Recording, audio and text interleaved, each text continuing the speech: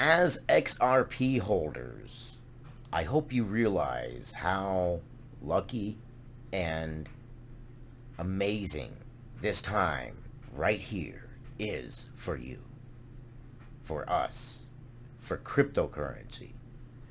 There are things brewing and the perfect storm for something spectacular is happening. Good morning, good evening, good night, whatever it is, wherever you are, welcome to my channel.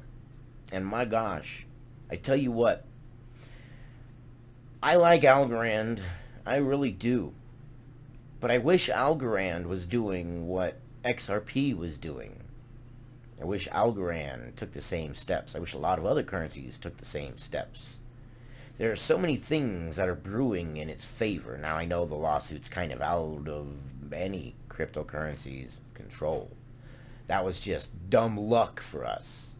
I know it doesn't seem like it at the time when your price is suppressed and suppressed and suppressed.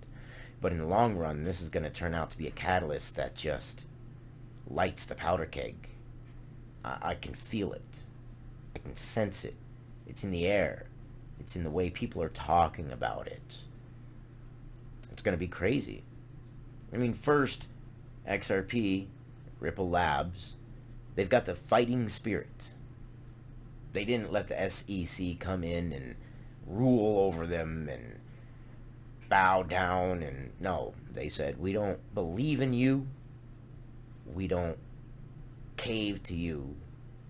I wanted to say we don't negotiate with terrorists, but I hope that's okay. And they're going to fight this to the bitter end. And because of their fighting spirit, they're going to bring clarity to the market. They will be the first to have it, but they're going to pave the way. And that, in a sense, gives them first mover advantage, if you know what I mean. Secondly, isn't it crazy? Government spending, lobbying, makes all the difference in the world. I wish it wasn't that way, but that's the way it is. Welcome to capitalism. Of all the cryptocurrencies, Ripple Labs has spent the most on lobbying. They haven't really even spent that much, a couple million, over a course of a couple years, but somehow just a couple million, which in my head doesn't seem like that much for lobbying, but that was enough to make them, out of all cryptocurrency, have spent the most. So they've got the connections. They've got the banks that like them, so they're not having to fight that kind of regulation. And it's a step forward, so it's going to advance. I feel it. I know it. Top of that, the entire market is on a rise, so it's a rising tide as it is. The market will always recover. It always will. It will always dip. It will always go flat. There will always be a Black Wednesday or a Bloody Sunday or a Deadly Tuesday or a whatever. Anything you call it by the same name to me is a sale. It's like you're opening up my favorite store in the world and telling me everything is 50% off and everybody's panicking and running out the store like it's on fire, and I'm walking in with my wallet like, well, I was going to spend the same amount that I always spend. I'm not going to spend any more just because it's on sale. It just so happens that now it's on sale, I'm picking up a lot more of what I was already going to get in the first place for the same price. Why am I going to complain? A Bloody Sunday, I'll take that every day of the week. I wish. Give me a good 6 months of that. Cryptocurrency winter, yes please, I'll take 2 of those. Because I know at some point it's going to end. It's going to recover. The cycle's going to continue. Wash, rinse, and repeat. But on a whole, when in doubt, zoom out, and you'll see that the market goes up in general. And when you catch it on the way up, it's ecstatic. The only thing about this time that's a little bit different is the circumstances are quite different. Here we have a burgeoning market. We have the verge of clarity. This is like being at the beginning of Wall Street.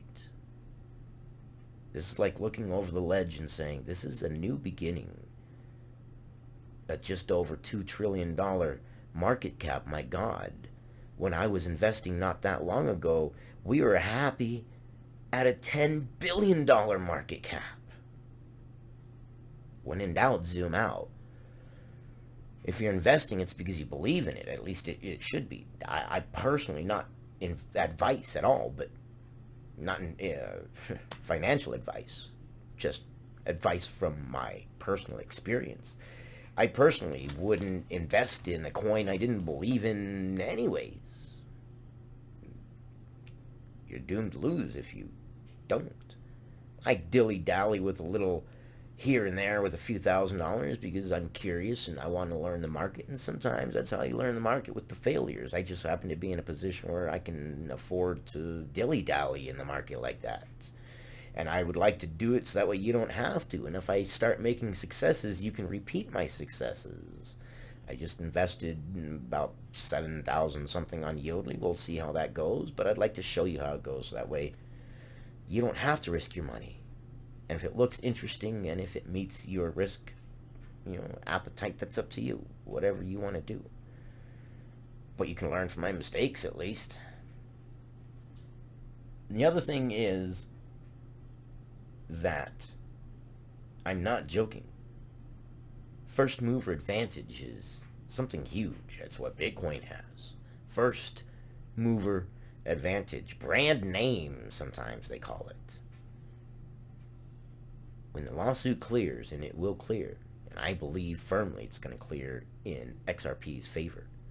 The SEC looks like the laughing stocks. They look like jokes, and I wish I could keep this longer because I don't have enough views or subscribers to make this video what it should. I have to end it. Help me get there. Help me comment, like, subscribe. Help me not be so flustered because I want to give you information, and it's so hard to do under these restrictions. And I want to do live streams and things like that. I want engagement. I want to know you guys. I want you guys to know me. I want to take this journey together. So let me know. But I think I've got it on the nose. I've seen it a few times. I've been around the block. Take care. I'll see you guys on the next one.